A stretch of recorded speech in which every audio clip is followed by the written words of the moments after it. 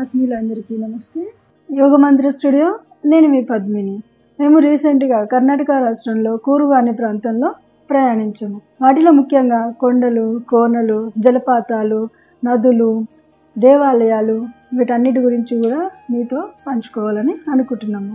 ఈ వీడియోలో ఎన్నో అద్భుతాలు మా మనసుని ఉత్తేజపరిచాయి. అవన్నీ కూడా 1 by 1గా మీకు చూపించాలనుకుంటున్నాము.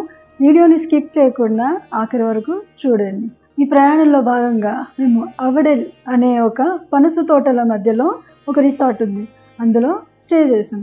అప్పుడు మేము ఆ ప్రాంతంలో అటు ఇటు తోటలో తిరుగుతూ ఉంటుంటే మాతో పాటుగా అక్కడ కొంతమంది దలై లామాకు సంబంధించిన లామాస్ అంటాం కదా, అంటే లామాస్ అంటే సన్యాసులు, వాళ్ళకి సంబంధించిన శిష్యులు అందరూ అక్కడ నడుచుకుంటూ వెళ్తున్నారు. చూసి దీని గురించి రీసెర్చ్ చేద్దాము, ఆ వీడియోలు కూడా మన ఆత్మీయులు అందరికీ కూడా పంచుదాం అనుకొని వాళ్ళ దగ్గరికి వెళ్ళాము. అక్కడి నుంచి ఒక 30 కిలోమీటర్ల దూరంలో బైలకుప్పే అనే ప్రాంతం ఉంది. ఆ ప్రాంతంలో దలై లామాకి చెందిన మఠాలు ఉన్నాయి. అంటే మనం దేవాలయాలు అంటాము, విశ్వవిద్యాలయాలు అంటాం కదా, ఆ రెండూ కలిపి ఉంటాయి. దీన్ని గోల్డెన్ టెంపుల్ అని కూడా అంటారు, మళ్ళీ పద్మసంభవ విహార్ అని కూడా అంటారు. కానీ దాని అసలు పేరు నామ్రోలి మొనాస్ట్రీ. మన ఇండియాలోనే సెకండ్ లార్జెస్ట్ మొనాస్ట్రీ అని చెప్పారు వాళ్ళు. అసలు ఈ మొనాస్ట్రీ అంటే ఏంటి, అది అసలు ఎందుకు ఏర్పరిచారు, ఎవరు ఏర్పరిచారు, అక్కడ జరిగే కార్యక్రమాలు ఏంటి, వాటి వల్ల జరిగే ఉపయోగాలు ఏంటి, అవన్నీ కూడా తెలుసుకుందాం. ముందుగా టిబెట్ లామాస్ అంటే ఎవరో తెలుసుకుందాం. లామాస్ అంటే చైనా వాళ్ళ నుంచి వెళ్ళగొట్టబడిన శరణార్థులు, శరణం కోరి మన ఇండియాకి వచ్చిన వాళ్ళు. వాళ్ళకి అప్పటికి మన గవర్నమెంట్ ప్రభుత్వము వాళ్ళకి మొత్తం ఇక్కడ కావాల్సిన సదుపాయాలు, వాళ్ళు చదువుకోవడానికి, సాధనలు చేయడానికి, వాళ్ళ స్థావరాలు, నివాసం ఉండడానికి తగినంత సదుపాయాలు కల్పించారు. 9 సంవత్సరాల చదువు అన్నమాట అది. ఆ 9 సంవత్సరాలు అయిపోయిన తర్వాత దలై లామా నుంచి వాళ్ళకి సర్టిఫికెట్లు ఇస్తారు. మొత్తం చుట్టూ అడవులు, పనస తోటలు అవే ఉంటాయి. ఎక్కడో మారుమూల గ్రామంలో ఉంటే, ఊరి చివరన ఉంటుంది. వాళ్ళకి అంటే స్థానికుల నుంచి వాళ్ళకి ఎలాంటి డిస్టర్బెన్స్ లేకుండా మనశ్శాంతిగా ప్రశాంతంగా ఉండేటందుకు వాళ్ళు దూరంగా ఉండి వాళ్ళ ఆశ్రమాలు కట్టించుకున్నారు. దానికి సంబంధించి ఇప్పుడు మీకు మెయిన్ గేట్ చూపిస్తారు చూడండి, నామ్రోలింగ్ మొనాస్ట్రీ. దాని పేరు కూడా డిస్ప్లేలో వస్తుంది చూడండి. అంటే వాళ్ళ భాషలో నామ్రోలింగ్ అని, నైంగ్మా అని అలా విచిత్రమైన పేర్లు వస్తూ ఉంటాయి చూడండి. ఇది ఇలా మెయిన్ గేట్. లోపలికి ఎంటర్ అవుతున్నాము చూడండి. లోపలికి వెళ్ళిన తర్వాత కెమెరా చుట్టూ తిప్పి చూస్తే పెద్ద కిటికీలు, అన్ని రూమ్లు, గదులు ఎన్నున్నాయో చూడండి. దగ్గర 600 మంది ఇక్కడ శరణార్థులు ఉండడానికి స్థావరాలు ఉన్నాయి. చుట్టూ చూస్తే మొత్తం 3 డైమెన్షన్లో 3 సైడ్ల నుంచి వీళ్ళకి అకామిడేషన్సే ఉన్నాయి, నివాస గృహాలు ఉన్నాయి. ఇంకా లోపలికి వెళ్తే ఇంకా చాలా పెద్దగా ఉంటుంది. ఇది ఎంట్రన్స్ మాత్రమే. కింద అన్ని ఫస్ట్ ఫ్లోర్లో అన్ని షాపింగ్లు ఉన్నాయి. ఇక్కడ ఏంటంటే ఇక్కడ ఉండే శిష్యులు ఎవరైతే ఉన్నారో వీళ్ళే తయారు చేస్తారు. అంటే మనం ధుని వేస్తాం కదా, షిరిడి సాయిబాబా ధుని, లేకపోతే మన హోమాలు చేస్తాం కదా, అలాగే వీళ్ళకి కూడా ధుని, నిరంతరం ధుని ఉంటుంది. తారాదేవి టెంపుల్ లోపల ధుని ఉంటుంది. ఆ ధుని బయట వైపే ఉంటుంది. దానిలోంచి వచ్చిన బూడిదతో వీళ్ళకి ధూప్ స్టిక్స్, అగరబత్తీలు అవన్నీ తయారు చేసి మనకి రూమ్ హీలింగ్స్ కోసం వాడతారు. అంటే చుట్టూ ఉన్న ప్రదేశాన్ని నెగిటివ్ ఎనర్జీని తరిమేసి పాజిటివ్ ఎనర్జీ వచ్చేటట్టుగా ఉపయోగపడుతుంది. అలాంటివి చాలానే తయారు చేస్తారు వీళ్ళు. అవన్నీ ఇక్కడ మనం కొనుక్కొని వాడుకోవచ్చు. ఈ అకామిడేషన్స్ పక్క నుంచి చిన్న దారి ఉంది చూడండి, ఇందులోంచి నడుచుకుంటూ ముందుకెళ్తే ఎదురుగా కనబడుతుంది కదా దలై లామా గారి ఫోటో ఉంది చూడండి, పెద్ద టెంపుల్.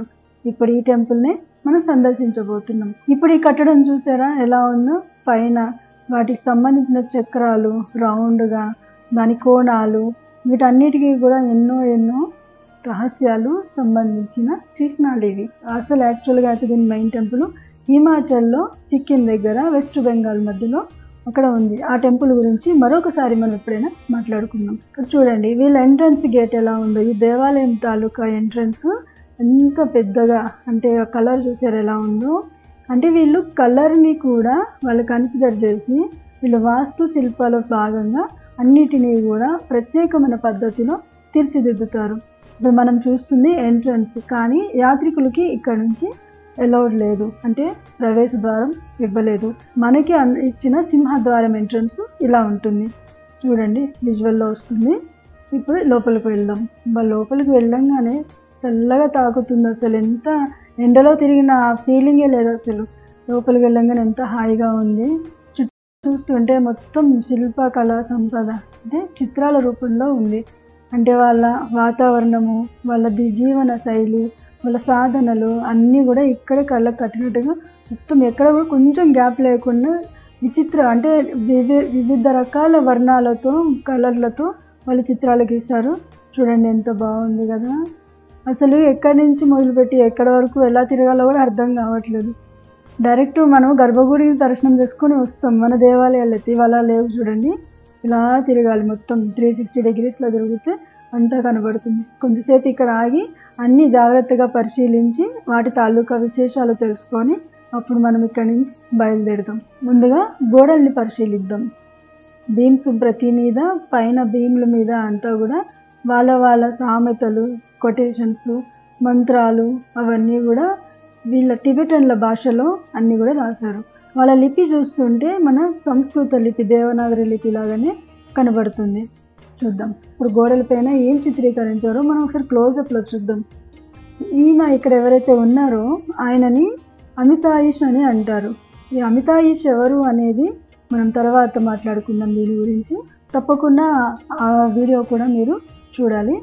ఈ అమితాయిష్ దగ్గర ఎంతోమంది సాధకులు, శిష్యులు ఆయన దగ్గర సాధన చేశారు. దాని తాలూకా చిత్రాలు ఇవి. ఈ దలైలామా వాళ్ళ ఏరియాలో అంటే వాళ్ళు ఎక్కడైతే ఇంతకుముందు ఉండేవారో వాళ్ళ జీవన శైలి తాలూకా గోడలు చూడండి.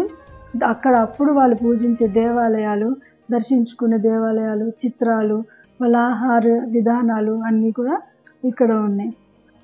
ఇక్కడ ధ్యానం చేసుకోవడానికి వీలుగా గోడల వెంబడి కుషన్లు ఉన్నాయి. అవి తీసుకొని మేము ధ్యానం చేసుకున్నాం. వాటి తాలూకు అనుభవాలు మాటల్లో చెప్పడం కష్టం. అక్కడ లామాలు అంటే మాంక్స్ వాళ్ళు మోగించే ధ్వనులు ఎలా ఉంటాయో తర్వాత వీడియోలో చూద్దాం. ఇదే పూర్వంలో ఇంకా వేరే రకాల ప్రదేశాల అనుభవాలు మాకు ఉన్నాయి. వాటి తాలూకా విషయాలు అవి కూడా మీకు చర్చించుకోవాలని మేము దీని తాలూకా వీడియో తయారు చేశాము. ఈ అమూల్యమైన వీడియో చూడడం కోసం మీరు టైం కేటాయించి పూర్తిగా చూడండి. అంతవరకు సెలవు. దయచేసి సబ్స్క్రైబ్ చేసుకోండి. Be happy, stay safe, love you all. నమస్తే.